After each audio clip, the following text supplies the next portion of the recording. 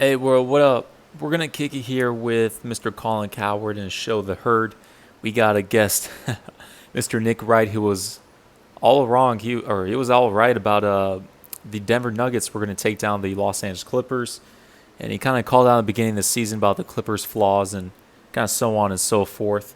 I already given my statement that the Los Angeles Clippers would not make the NBA Finals. I've always had the Los Angeles Lakers to win the 2020 NBA Championship. I'm still going to roll with it. I've had it for over a year now, and everything's looking even better as it is. We've had the Milwaukee Bucks and the Clippers fold in the second round, and the Clippers lost and blew a 3-1 lead to a young team of the Denver Nuggets with 23-year-old Jamal Murray. Then you got Jokic and Michael Porter Jr., and shout out to Mike Malone. He outcoached Doc Rivers, but let's jump into here. I'll give my take and kind of cover what happens.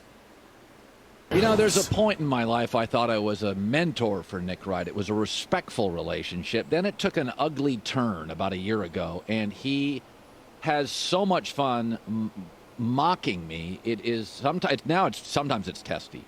But I've got to be honest, he has called this all year. All year Nick Wright doubted the Clippers, and he kept saying chemistry is bad, load management's nonsense. Brought to you by Mercedes-Benz. The best or nothing. You cannot wipe the smile off Nick Wright's face.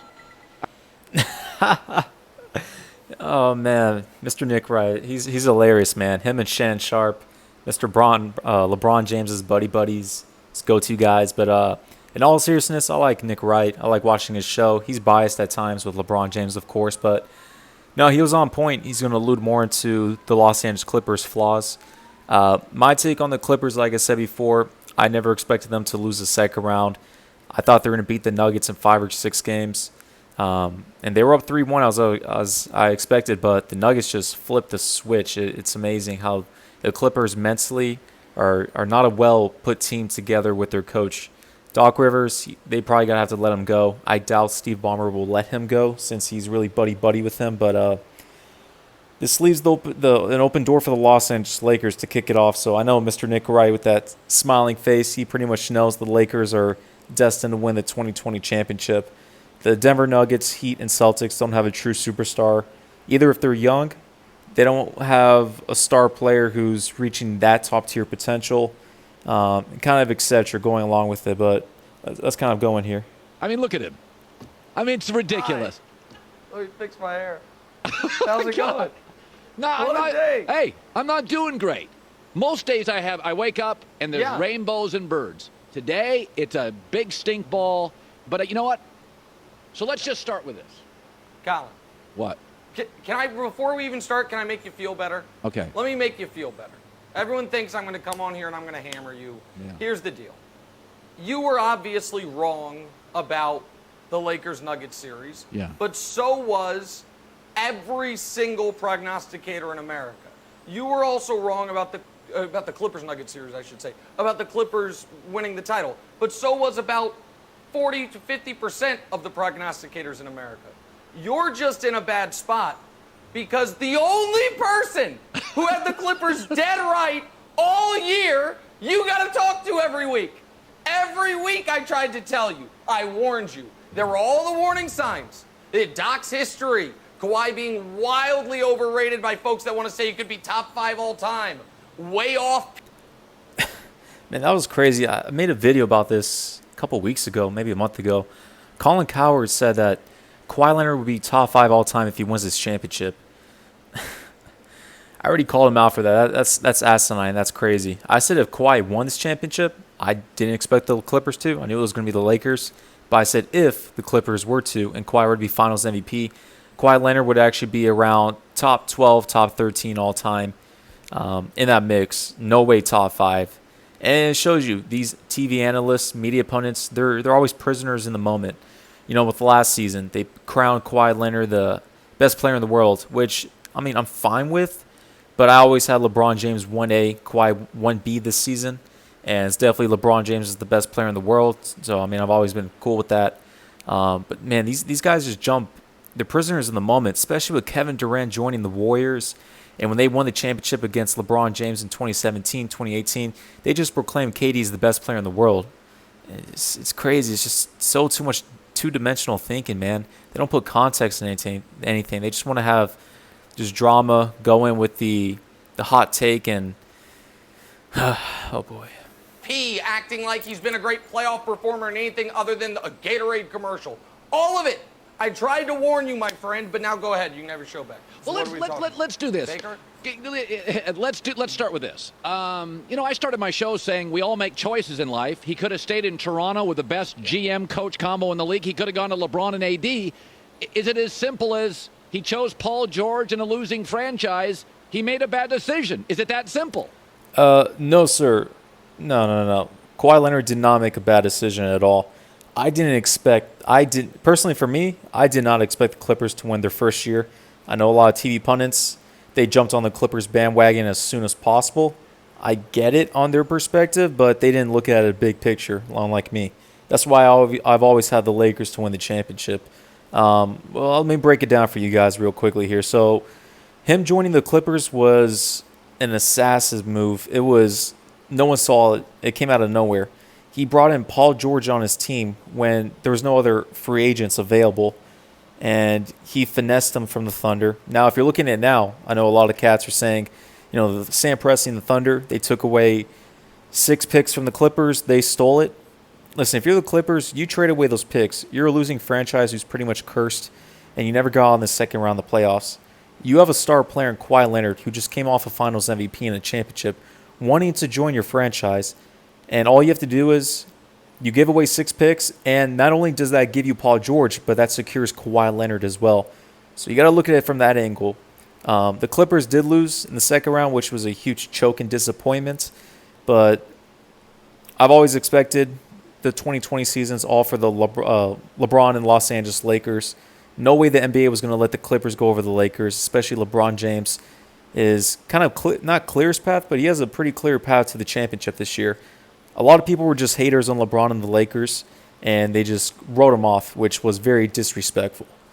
But I've never been a part of that. You guys know I've always dropped my videos. Always had the Lakers. The Clippers really need to reshape their team up. They're still going to be fine for next year. But we got to remember, Kawhi Leonard and Paul George, they can opt out of the 2021 free agent. Or in 2021, they can both be unrestricted free agents. So I know Kawhi, he just joined the team. He's going to want to stay with them. Same thing with Paul George. I don't expect them to leave whatsoever, but you always got to keep an eye out. Well, that didn't help, but I would say the choice that Kawhi really should have made would have been to play better. That's the first choice I would make. Hey, Kawhi, don't be awful in the second half of these games. You disrespect the regular season in total all year long, so you are ramping up for the postseason. And in the first round, while your offensive numbers were great, a 21-year-old Slovenian kid was giving you buckets all. Oh, Nick Wright's going to go a little far into here, but yeah, basically Colin was saying, was that a bad move for Kawhi to join the Clippers? I've said, heck no. You're in a great position, great spot. Ideally, if he were to join the Toronto Raptors and stay with them, they would have had another 2 to 3 seasons to where they would have been title contenders, favorites coming out of the Eastern Conference, and they would have made the finals at least 2 more times, or at most. Maybe 1 more championship, but I mean, that team was constructed beautifully for Kawhi because Kawhi's always been in a team with a team system. Chemistry has always been there, and he doesn't have a lot of pressure on him when the stakes are highest, and he has a great offensive system, team, and head coach. Going to the Clippers, it's the opposite. Doc Rivers, who's a championship coach, but he's not an X's and O's type. He doesn't have chemistry together. He just yells at you, and he's well formidable and known. And plus, you have a bunch of players out there who are really heavily relying on Kawhi Leonard, and it's not really a team offense. Doc Rivers is pretty much just say, play street ball, do your thing, and score, get buckets. And we got to remember, guys, Kyle Lowry was a beautiful second option with Kawhi. Because Kawhi he's going to be your leader, but he's very quiet, and Kyle Lowry is very expressive. So when we see games to where Kawhi's with Paul George and they're losing and they're blowing a lead, Paul George is very nonchalant, and he's quiet just like Kawhi Leonard. So they're really going to have to find someone to step it up. If you're the Clippers, you're going to have to look now definitely for Chris Paul to make a trade for him. Because if you have Kawhi, Paul George, and Chris Paul, and they're all in their last year, they can push for a championship with 2021 for the Clippers. But it's kind of a far subject and topic from there. But Kawhi Leonard, he did not need to join the Lakers with LeBron. No way. It was a great decision. He went to the Clippers, but he didn't show it at all. The Dallas Mavericks, if they were healthy with KP and he wasn't suspended, they most likely would have won that series, and the Clippers got exposed. Now they're playing the Nuggets, pretty much a similar type team with a with a star player and Jokic and an all-star type player and Jamal Murray just cooked them out 3-1. They lost to a bunch of kids. That's embarrassing for Kawhi's legacy and resume. It's a tarnish, man. And Kawhi Leonard is in his peak. Day long. And then in round 2, and I don't know if we can show it. I don't know if I can use some of my graphics on your show. It's kind of rude. But Kawhi Leonard's first half versus second half is abysmal in this series. Yeah. That's 30% shooting. And oh, wait, there's more. How about just the fourth quarters? For the clutch closer who can win another Finals MVP. Show me his fourth quarters if we could. Oh, that's horrifying. 3 of the 7 games. That's terrible. And I remember watching those games. They were up around 15 points, 19, and around 10, leading in within the half. And the Clippers just blew the lead to the Nuggets. And the Clippers, they were shocked. I mean, they just didn't care at a point. They just let the Nuggets take them over. And they were clueless out there on the court. You really credit the Denver Nuggets. They overcame 2 3-1 deficits, making NBA history. And those young cats are around 23 to 25 years of age. In this series, Kawhi with 0 fourth quarter points. Last night, 0 fourth quarter points. 1 second half field goal. So yeah, should he, option 1, go to LA with LeBron, win titles, sure. Option 2, stay in Toronto, a team that got just as far as the Clippers this year in the postseason and didn't suffer the embarrassment of being blown out in their Game 7 round 2 loss. That would have been a good one. Option 3, go to the Clippers and not make them trade everything for Paul George so you can actually get a rim protector. Option 4 is the one he did, but option 4 was never going to end in a title. I told you that. But it could have ended at least in the team's first conference finals appearance if he wasn't awful in the second half of these games. And I just missed it. You and the real upper tier of broadcasters in America must be on a text chain that I'm not included in yet. Maybe I never will be, because evidently there was an embargo on Kawhi Leonard criticism.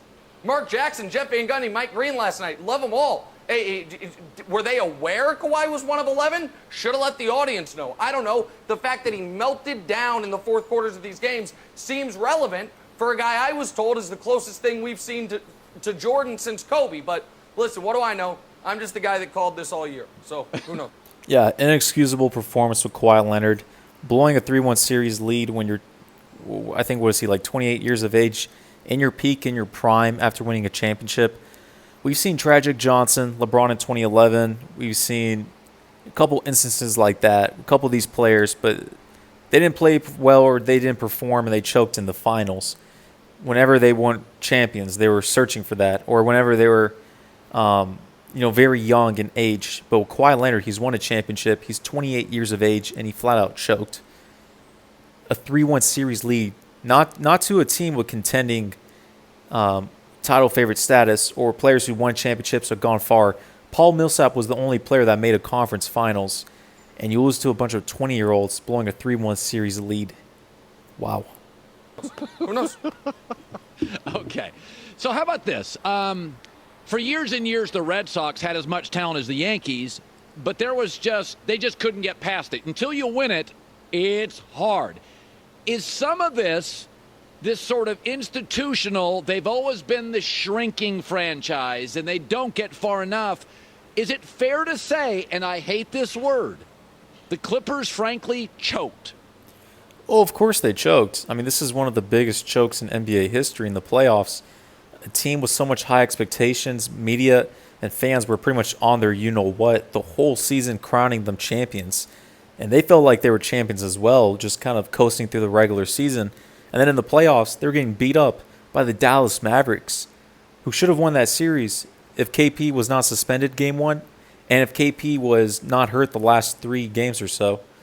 And Luka Doncic was giving them the business. So when the Nuggets came to play them, I knew it would be fairly similar. I didn't think the Clippers would actually choke a 3-1 series lead. I thought the Clippers were going to win 5 or 6. As expected, they were up 3-1. But they just, wow, I can't explain it. That team just mentally was, it goes to your coach, Doc Rivers, but Kawhi Leonard just being silent and performing terribly in the fourth quarter. That's on him, man. But the Los Angeles Clippers, it is what it is. When you have the Lakers out there who've won around 16 or 17 championships all time, and with LeBron and AD, you're always going to be the younger brother. Even though when the Clippers, quote-unquote, had the best team on paper, as people proclaimed, I never bought into that. Is that fair?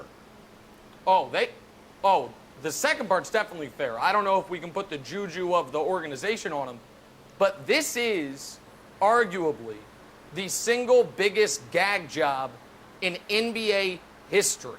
So we know the 3-1 comebacks, the contemporary ones that you think of, teams that could win the title who blew a 3-1 lead. At least when KD did it with the Thunder, they were playing an all-time Warriors team. At least when the Warriors did it to LeBron, they were playing the greatest player of all time. They're playing a team who has 0 on the roster finals appearances. Only one guy has made a conference finals. That's Paul Millsap, a coach who got fired in Sacramento. A 22-year-old kid in Jamal Murray. Nikola Jokic, who's got a low... Yo, ever since Jamal Murray grew that beard out, Cat's been going off. I mean, he's like, he kind of reminds me of like an NBA version of Dak Prescott. A young kid in his 3rd or 4th season, taking it to a next level as pretty much an all-star player type, killing it in the playoffs, pulling 40, 50 points, and going ham and ballistic. Denver's got a very, very nice future. A core with Jokic, Jamal Murray, and Porter. Jeez. Lower vertical leap than Joy Taylor. And listen, he was great. But to blow that lead and to then after the game say, oh, it was chemistry. You were up 15 in Game 5 and gagged. You were up 19 in the second half of Game 6 and gagged. And these front runners that all year long, if they got punched back, they were like, why try when you can just wait for tomorrow? We're up 7 in the second half last night. The Nuggets go on an 8-0 run, and everyone, including your patron saint of basketball, Kawhi Leonard, said, this moment's too much for me. And I want to say one more thing on Kawhi, because obviously he was unbelievable last year in the postseason. But what we are seeing is this was the first playoff run in his career where if his team underachieved, he was going to get skewered. The exact scenario LeBron's been living in. Is why just go through this again? Kawhi's got an opt-out year coming up fairly quick. Do you move off Paul George? Do you move off him? No, sir. You do not move off Paul George. You traded away 6 first-round picks for him. And the Clippers should have known this is probably a 2 to 3 year experiment of winning a championship or bust. The first season, you pretty much should have won it because you're neck and neck with the Lakers, and you have the Golden State Warriors who have hurt, the Brooklyn Nets with Kevin Durant out that season. So this was pretty much a Clippers year. I mean, that's what most TV pundit and fans have been saying. I've always said it's always the Lakers, but it is what it is when it comes to it. You do not trade Paul George because a bunch of these wing players who are better than Paul George, they've already signed last free agency class to long-term deals with their teams and new franchises. So for example, Jimmy Butler, Kawhi Leonard, of course. You had Anthony Davis who was traded. You had Russell Westbrook that was traded. I'm trying to think of the other cats who signed. You had Kemba Walker who signed. Kyrie Irving signed with the Nets. There's a couple cats I'm missing, but pretty much you're stuck with Paul George, and he's just going to have to learn through this. Kawhi Leonard, he's going to have to change his game up, his leadership, and, of course, head coaching is probably going to have to be a change as well. But keep PG.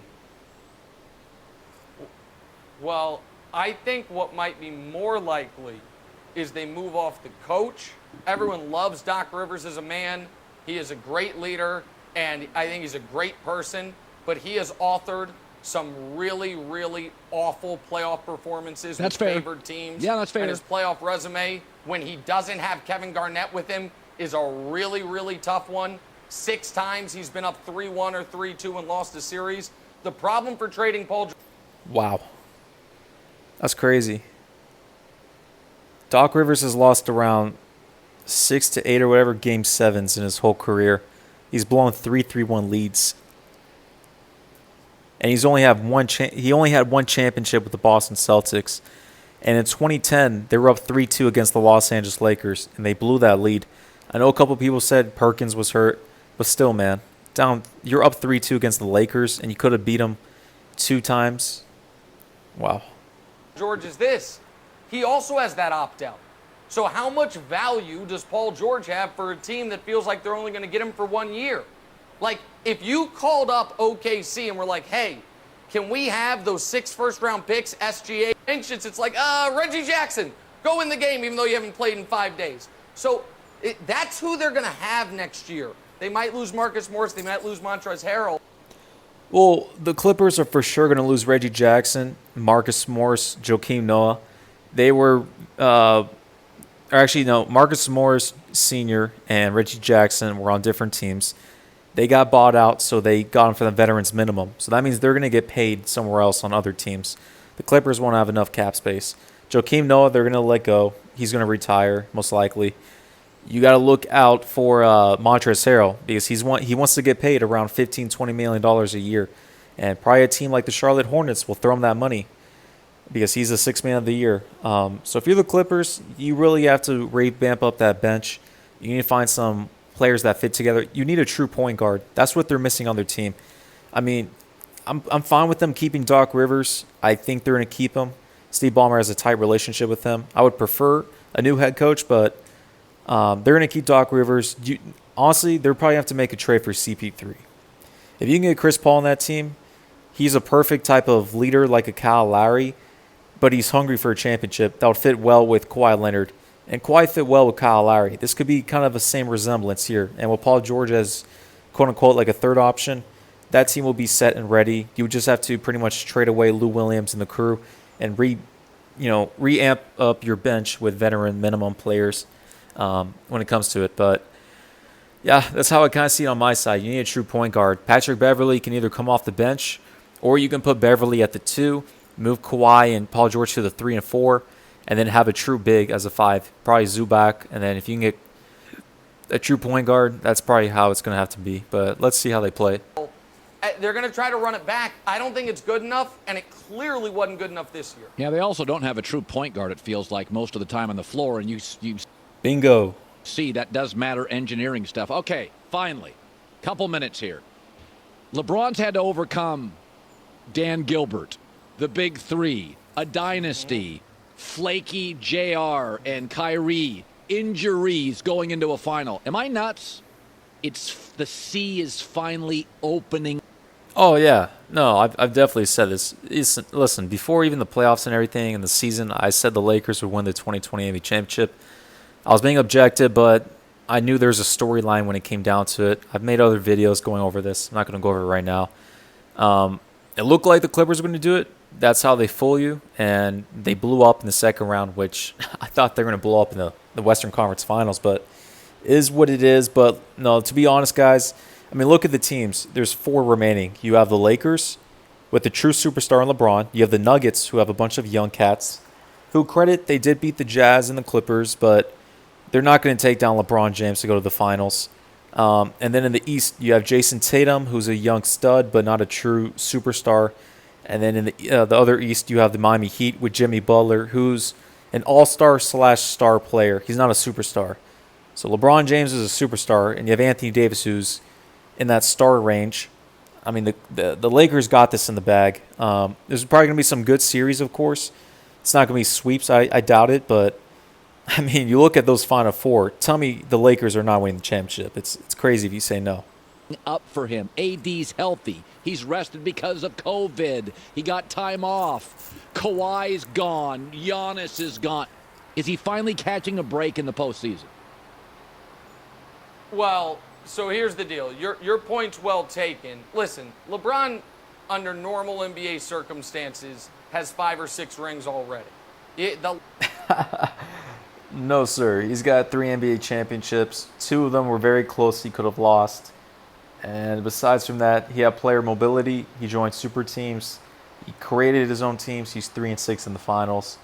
But no, he does not have quote unquote 5 or 6 rings. He's got 3. He's about to get his 4th. Last 4 NBA finals he's lost have come to teams with 4 or 5 Hall of Fame players on them. Like, it's just been, what he's been up against is somewhat unprecedented, plus the Dellavedova year, plus...